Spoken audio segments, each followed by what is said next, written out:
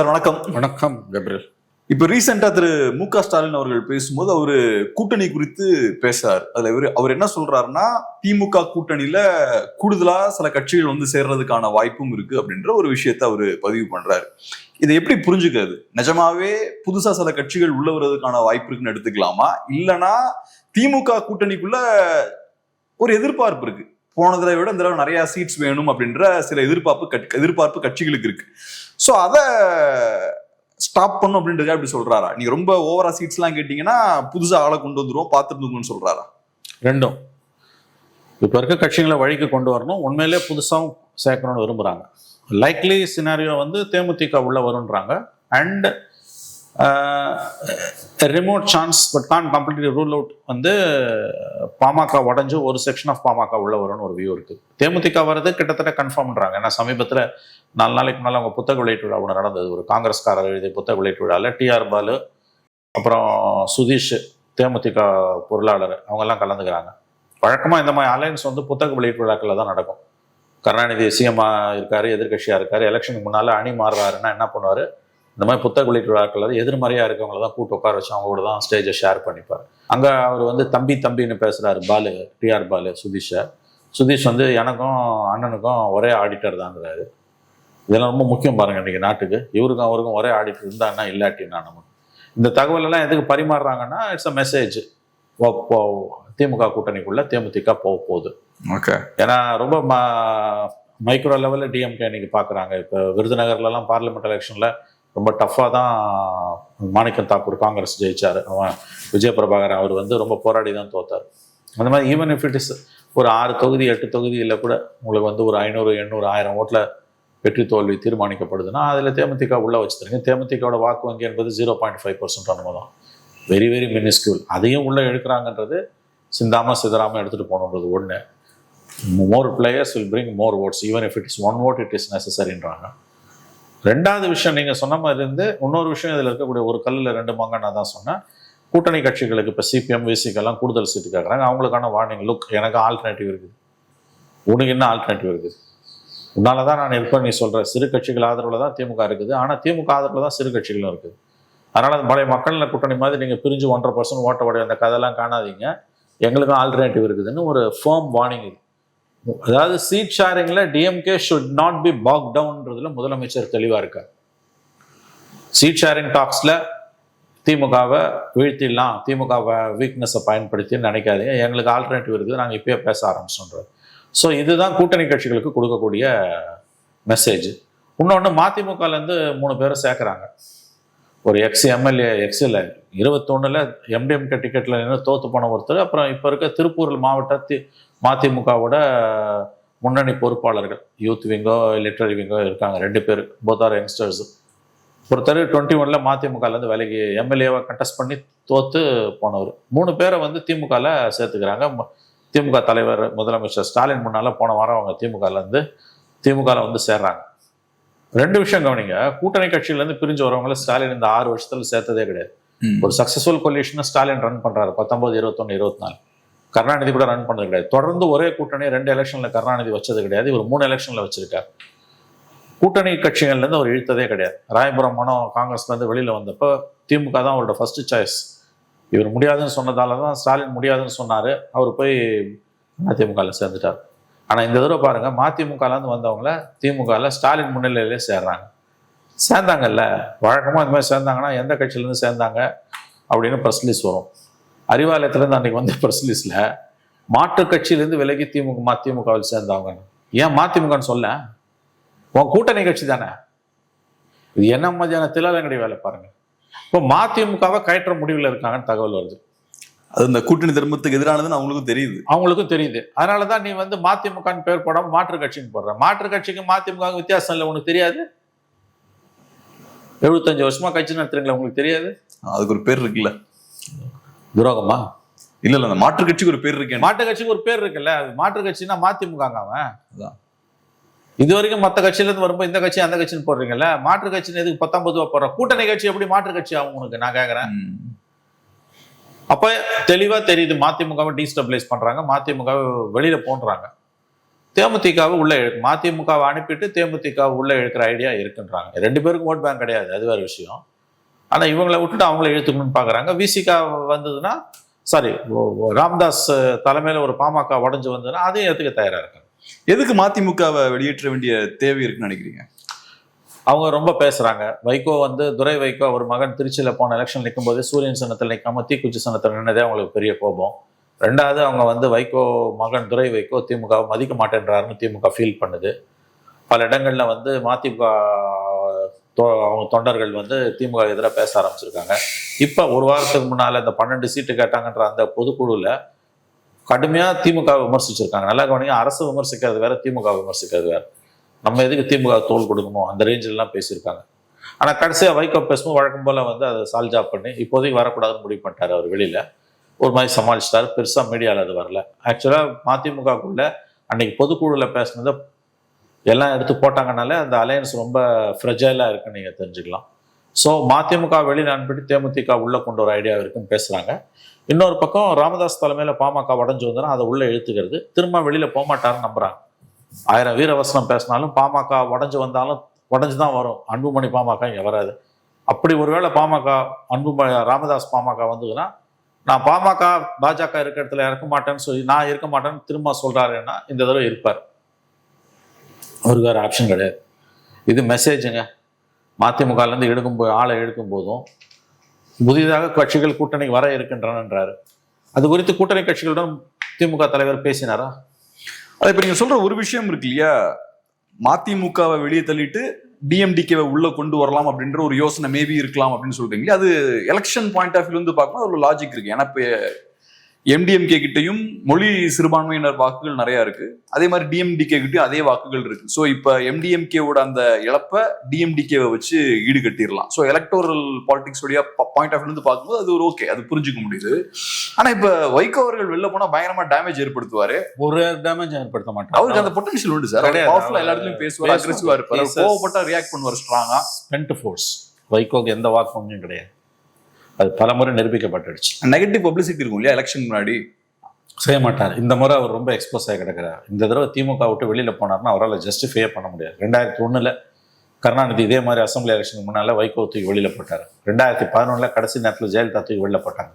2026 ஸ்டாலின் தூக்கி வெளில வெளியில போட போகிறார். எழுதி வைத்துக் கொள்ளுங்கள். History repeats it self. First time as tragedy, second time as farce வாங்கல. அதான் இது 3வது தடவை ஹிஸ்டரி ரிப்பீட் ஆக போகுது தமிழ்நாட்டில். அன்னைக்கு பொதுக்குழுல அவங்க பேசின பேச்சு, மதிமுக பொதுக்குழுல கண்டிப்பா Stalin would have taken a call. அவருக்கு தெரியும் இது என்னன்னு. இப்ப இவங்க போன்றாங்க, அவங்க போக மாட்டேன்றாங்க. லேட்டஸ்டா அதுதான். திமுக said if you want to go go. ஆனா மதிமுக என்ன பண்றாங்க, இப்ப பல்ட் அடிக்கிறாங்க. வைகோ இல்ல நான் போக மாட்டேன், கலைஞர் கடைசி காலத்துல என்கிட்ட ஸ்டாலினுக்கு துணையாருன்னு சொன்னாலாம். விதவிதமா டைலாக் விடுவார் வைகோ. விதவிதமா டைலாக் பேசுறதுல இந்தியாவில வைகோ அடிச்சுக்க ஆள் கிடையாது. டெத் பெட்ல இருக்கும்போது கலைஞர் சொன்னாராம், நீ ஸ்டாலினுக்கு உறுதுணையா இருக்கணும், அதனாலதான் நான் உறுதுணையா இருக்கேன். நாளைக்கு வெளியில போனோம்னு என்னென்ன பேசுவாருன்னு நீங்க இப்பயே யோகிச்சுக்கலாம். கடந்த காலங்கள் அப்படி பேசினவர் தான் அவர். மதிமுக வெளியில போறதால திமுக எந்த லாபமும் நஷ்டமும் கிடையாது. அவங்க போட்டுன்னு விரும்புறாங்க. they want MDMK to exit on its own. 3 election இருந்துட்டாங்க, இனிமே இருக்க முடியாதுங்க. 2வது அவங்க 12 சீட்லாம் அவங்க கண்டிப்பா சத்தியமா கொடுக்க மாட்டாங்க. போன தடவை கொடுத்த 6 சீட்டே இல்லைன்றாங்க. 6 கொடுத்து திமுக சிம்பல்ல தான் அவங்க நின்னாங்க. அப்பயே உங்க கட்சி முடிஞ்சு போச்சு. இன்னொரு கட்சி சின்னத்துல உன் கட்சி இப்ப 4 எம்எல்ஏங்க டிஎம்கேக்கு, எம்டிஎம்கே 4 பேர் DMK MLA. as per whip they have to obey. இல்லைன்னா பதவி காலி அடுத்த நிமிஷமே. they'll be disqualified instantly. நீ உன் சின்னத்தை விட்டுட்டு நீ போய் திமுக சிம்பல்ல நின்று ஜெயிக்கிறனால இவர் already DMK. there is no question of your joining. உதயசூரியன் சின்னத்துல தான் 6 பேர் நின்று 4 பேர் ஜெயிச்சு 2 பேர் தோத்தோம். அதில் தோத்தவர் தான் இப்போ திமுக சேர்ந்துட்டாரு. ஸோ இவர் டெக்னிக்கலி ஒரு டிஎம்கே எம்எல்ஏ தான். உங்க கட்சியே இன்னைக்கு திமுக தாங்க. வாரிசு அரசியலை எதிர்த்து பேசி அரசியலுக்கு வந்த வைகோ இன்னைக்கு அந்த வாரிசு அரசியலால தான் கட்சியை காவு கொடுத்துட்டு இருக்காரு. So MDMK is a finished story. It's over. And their vote bank is extremely negligible.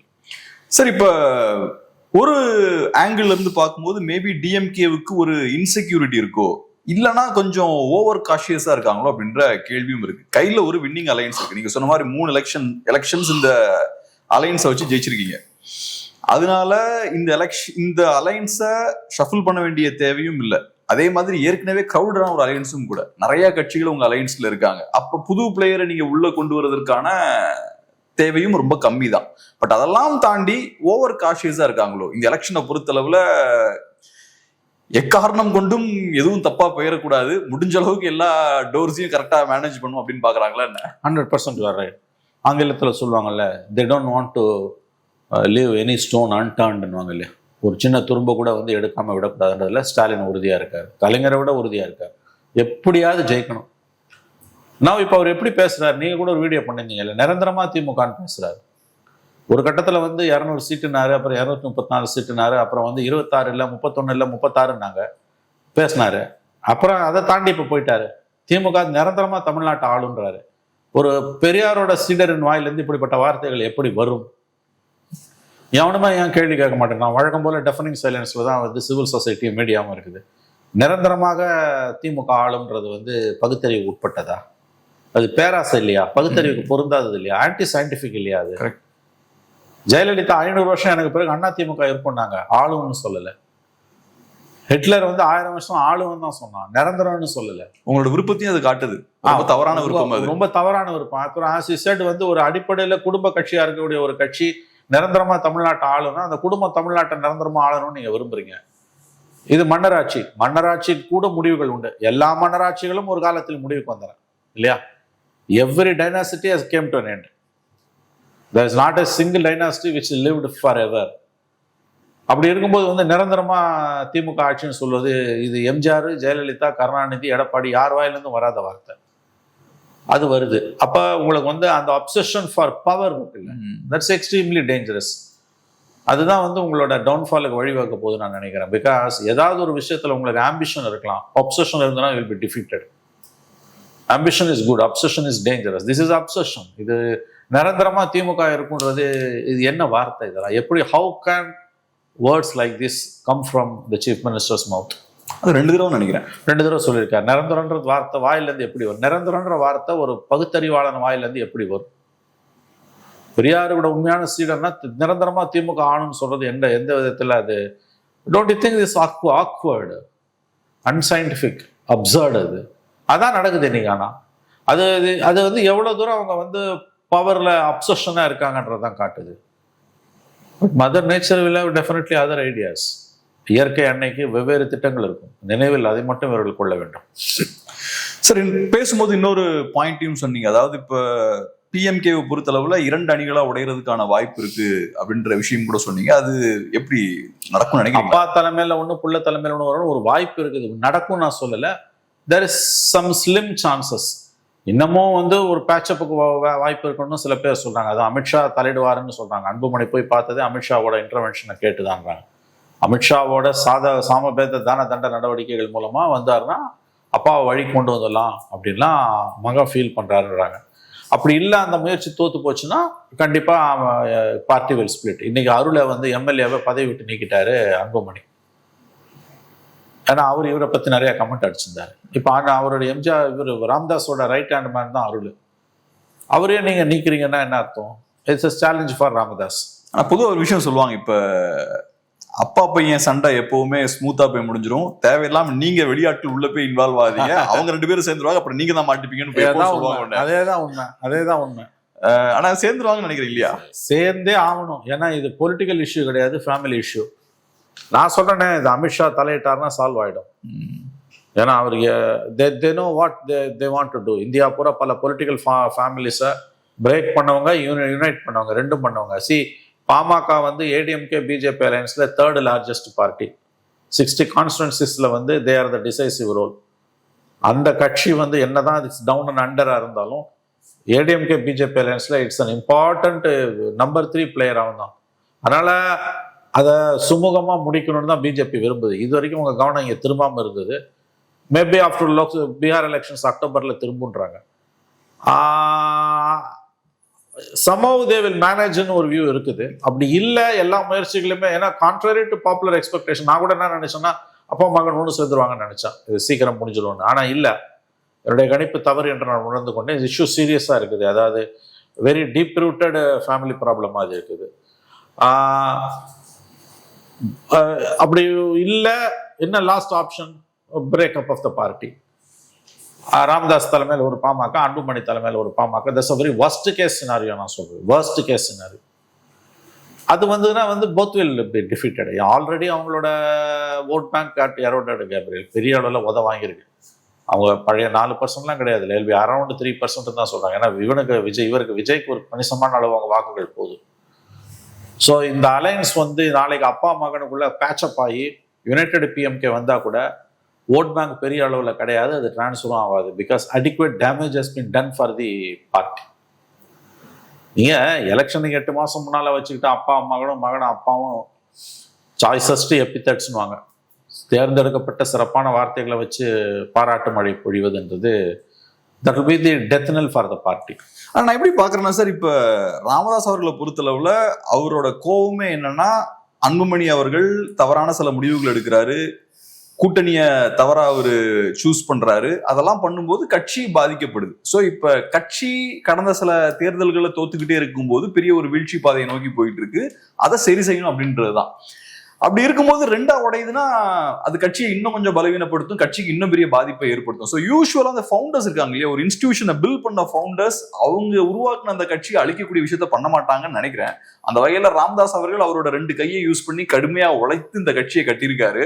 So நாளைக்கே அவரு ரொம்ப பிரச்சனை பண்ணி ரெண்டா உடையிற அளவுக்கு போக மாட்டாருன்னு நினைக்கிறேன். அப்படிலாம் எதுவுமே சொல்ல முடியாது. நான் எப்பயும் சொல்றேன், அதுக்கு chances are remote. I do agree, chances are remote. But நீங்க அதை ரூல் அவுட் பண்ண முடியாது.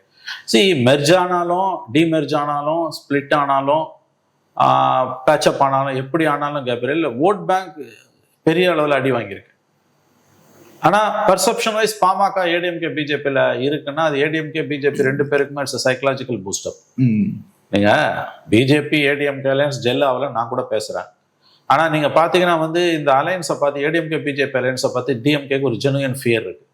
தினம் முதலமைச்சரும் பேசுறாரு, எல்லா மந்திரியும் பேசுறான், மாவட்ட செயலாளர் பேசுறான், திமுகவோட தொங்கு சதைகள் பேசுது, திமுகவால் வளர்க்கப்படுகிற வளர்ப்பு பிராணிகள் பேசுது, டிஎம்கேவோட அல்சேஷன்கள், அறிவாலய அல்சேஷன்கள் தினம் தொலைக்காட்சிகளையும் யூடியூப்லையும் உட்காந்துட்டு கூவுன்னு கூவுது ஏடிஎம்கே பிஜேபி அலையன்ஸை பார்த்து. அதை நீங்கள் 1000 விமர்சனம் பண்ணீங்கனாலும் இவங்களுக்கு ஒரு ஃபியர் இருக்குன்றது உண்மை. ஏன்னா இந்த run up to the election anti incumbency தான் பிரைமரி கன்சர்னாக நிற்கும் பொழுது ஆன்டி பிஜேபி பின்னுக்கு தள்ளப்படும்ன்றாங்க. அது திமுக நம்மளோட நல்லா தெரியும். That's why they are agitated. அது கரெக்ட். அது ஆக்சுவலா கண்டிப்பா. இப்போ ஏன்னா பிஜேபியோட அதிமுக சேர்ந்தது லயபிலிட்டின்லாம் சொன்னாலும் ஓட்ஸ் கன்சாலிடேட் ஆகுது. ஆன்டி டிஎம்கே ஓட்ஸ் டெஃபினட்டா ஒரு இடத்துல கன்சாலிடேட் ஆகுது. அது கண்டிப்பா பாதிப்பு ஏற்படுத்த தான் செய்யும். எஸ். ஸோ இது இப்ப நடந்துட்டு இருக்கக்கூடிய இந்த டெவலப்மெண்ட்ஸ்லாம் இருக்கு இல்லையா, ஒன்னு டிஎம்டிகேவை உள்ள கொண்டு வரணும் அப்படின்ற முயற்சிகள்ல திமுக ஈடுபடுறாங்க. 2வது மேபி பிஎம்கேலையுமே கூட ஒரு செக்ஷனை கூட்டு வரலாம், இல்லைன்னா பிஎம்கே உள்ள கொண்டு வரது கூட மேபி முயற்சி பண்ணலாம். ஏன்னா ஸ்டாலின் அவர்கள் பேசுவதை வச்சு பார்க்கும்போது அப்படிதான் நம்ம எடுத்துக்கணும். ஸோ இதை கவுண்டர் பண்ண வேண்டிய தேவை இப்ப பாஜகவும் அதிமுகவும் பாஜகவும் இதை பண்ணணும், கவுண்டர் பண்ணி ஆகணும். அவங்க என்ன பண்ணுவாங்க, அதுவும் குறிப்பா அதிமுக கையில இன்னொரு பெரிய பார்ட்னரும் இருக்காங்க, பாஜகன்ற பார்ட்னர். இப்ப இனிமே ராமதாஸை வழிக்கு கொண்டு வர்றது அமித்ஷாவால் மட்டும்தான் முடியும். டிஎம்டிகே பத்தி பிஜேபி நாட் பாதர்டுன்றாங்க. போறதுனா போட்டுன்னு அமித்ஷா சொல்லிட்டாருன்றாங்க. But PMK is genuine concern for அவங்களோட it has added to their problems. அவங்க already their plate is full of problems. அதில் புது ப்ராப்ளமாக இது உட்காந்துருக்குது. தேமுதிக போகிறத பற்றி நான் அறிந்த வரையில் திமுகவோட போகிறத பற்றி பிஜேபி கவலை கிடையாது. ஆனால் பாமகவை எப்படியாவது நம்ம பக்கமே தக்க வச்சு என்டிஏல ரீடைன் பண்ணணும் தான் பிஜேபி விரும்புது. லேட்டஸ்ட் இது Amit Shah will deal with this matter. DMK பொறுத்தளவுல சொல்லப்படுற இன்னொரு விஷயம் என்னன்னா, இந்த எலெக்ஷன்ல போன எலெக்ஷனை விட அதிகப்படியான சீட்ஸ்ல திமுக போட்டி போட விரும்புவாங்க. சோ கூட்டணி கட்சிகளுக்கு கொடுக்குற அந்த சீட்ஸை கம்மி பண்றதுக்கும் வாய்ப்பு இருக்குன்றாங்க. உண்மைதான். பட் அது எப்படி மேனேஜ் பண்ணுவாங்கன்னு தான் தெரியல. ஆனா ஒரு விஷயம், Stalin is a practical man. கூடுதல் கட்சிகள் வருதுன்னா சீட்டு ரொம்ப ரிஜிடா இருக்க மாட்டார். 2006 கலைஞர் எல்லாருக்கும் பிரிச்சு கொடுத்தார். அந்த மாதிரி பிரிச்சு கொடுத்துருவாங்க. கொடுத்துட்டு கவர்மெண்ட்டை by hook or crook come what may government has to be saved. Second term வேணும்னு தான் ஸ்டாலின் நினைக்கிறார். Is so desperate, is obsessed with power. ஆக்சுவலாக நீங்கள் பார்த்தீங்கன்னா உண்மை அதுதான் உங்களுக்கு. அதனால தான் நிரந்தர முதலமைச்சர், நிரந்தரமா திமுக ஆளுன்னு சொல்றதெல்லாம் வந்து பவர் மேல அவங்களுக்கு இருக்கக்கூடிய ஆம்பிஷன் கிடையாது, அப்சஷனே அவங்களுக்கு வந்துடுச்சு. அது வெளியில காட்டிக்கிறதா கொஞ்சம் ஆக்வர்டா இருக்கு சில நேரம். எல்லாருக்கும் பவர் மேல அப்சஷன் இருக்கும். ஜெயலலிதாவுக்கு இருந்தது, கருணாநிதிக்கு இருந்தது, எம்ஜிஆருக்கு இருந்தது. அவங்க யாரும் அந்த வெளியில காமிச்சிக்கல, இவர் வெளியில காமிச்சிட்டாரு, அவ்வளவுதான். யூசுவலா தலைவர்களுமே எனக்கு பவர் மேல அப்சஷன் இல்லைன்றதுதான் இல்லைன்னு காமிப்பாங்க. ஆனா இவர் வெளியில காமிச்சிட்டாரு, எனக்கு வந்து அப்சஷனை காமிச்சிட்டாரு இவர் வந்து. அதுதான் அவரோட வீக்னஸா போயிட போகுதுன்னு நான் நினைக்கிறேன். நீங்க வந்து அலைன்ஸை பொறுத்த வரைக்கும், ஆனா நான் ஒரு விஷயம் என்னால உறுதியா சொல்ல முடியும், அவர் மோர் நம்பர் ஆஃப் பார்ட்டிஸை கொண்டு வந்தாலும் you will have some liberal attitude towards allies. ஏன்னா வந்து 2006 கலைஞர் எப்படி நிறைய சீட்டு கொடுத்தாலும் வந்து காங்கிரஸ் 36 ஜெயிச்சுது. அந்த அளவுக்குலாம் பாமக 18 ஜெயிச்சுது ஒரே அலையன்ஸ்ல இருந்து. அவ்வளவுதான் சீட்டு கொடுத்தாங்க அவங்களுக்கு. அந்த மாதிரிலாம் இப்ப கொடுப்பாங்களான்னு டவுட் நமக்கு. இல்ல அந்த மாதிரி வந்து இப்ப வந்து மோர் நம்பர் ஆஃப் பார்ட்டிஸ் வந்துன்னா டிஎம்கே வில் கிளைம் டவுன். ஆட்சிக்கு பிடிக்கணுங்க, அவ்வளவுதாங்க. அதனால நிறைய பிளேயர்ஸ் அகாமடேட் பண்ணணுவாங்க. நிறைய பிளேயர்ஸ் உள்ள வராங்கன்னா அவங்களுக்கான சீட்டை என்ஷூர் பண்ணணும், which they will do it. 2006 மாதிரி மைனாரிட்டி கவர்மெண்ட்டாக வந்தாலும் கூட வந்து பவரை ரீட்டைன் பண்ணுறதுல அவங்க உறுதியாக இருக்காங்க.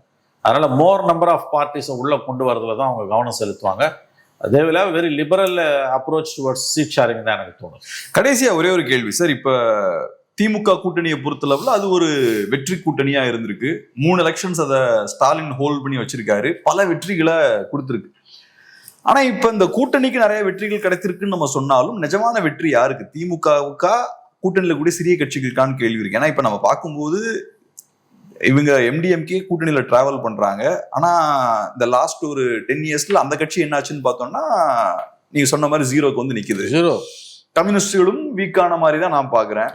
விசிகே மேபி பழையபடியே இருக்கலாம், எனக்கு தெரியல. வீக்கானாங்களா பழையபடி இருக்காங்க, டெஃபினட்டா ஸ்ட்ராங்லாம் இல்ல. காங்கிரஸ் வீக்கா இருக்காங்க.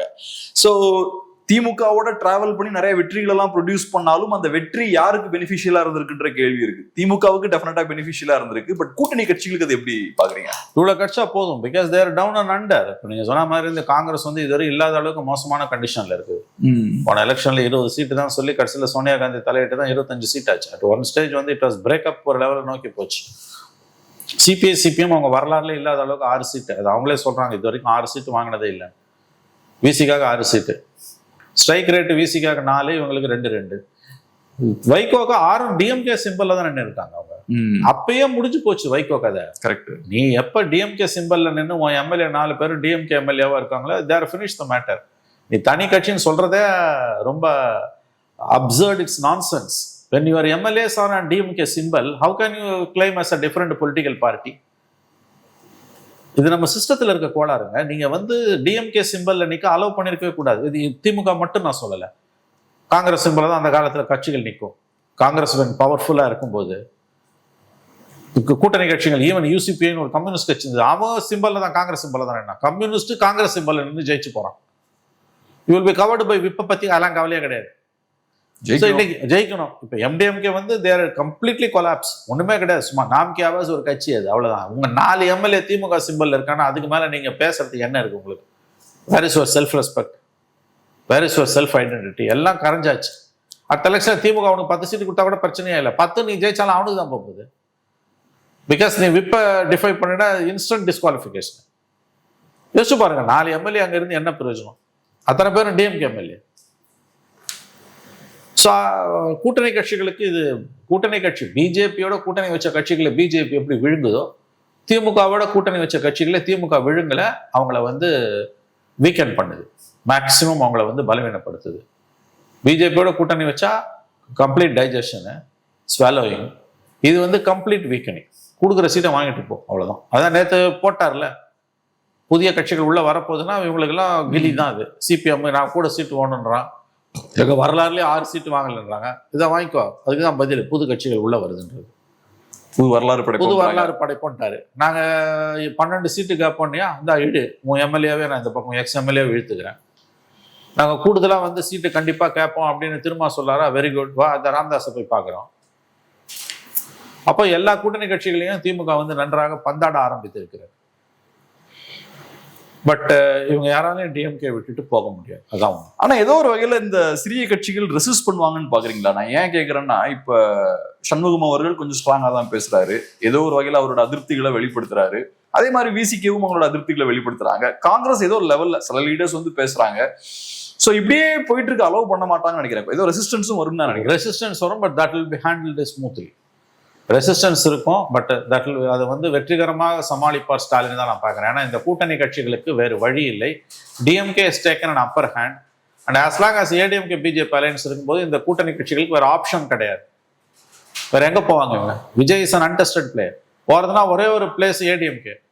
அங்க பிஜேபி இருக்க வரைக்கும் விசிகாவோ லெஃப்டோ காங்கிரஸோ போகவே முடியாது. ஸோ அவங்களுக்கு ஒரு ஆப்ஷனும் கிடையாதுங்க. கொடுக்குறத வாங்கிட்டு போறதை தவிர, திமுக கொடுக்குற சீட்டை வாங்கிட்டு போறதை விட வேற எந்த ஆப்ஷனும் கிடையாது. அது நேற்று சிஎம் வந்து முதலமைச்சர் திமுக தலைவர் தெளிவுபடுத்தி விட்டார். ரொம்ப நன்றி சார். பிஸியான டைம்ல அருமையான ஒரு பேட்டி கொடுத்து ரொம்ப நன்றி. நன்றி சார்.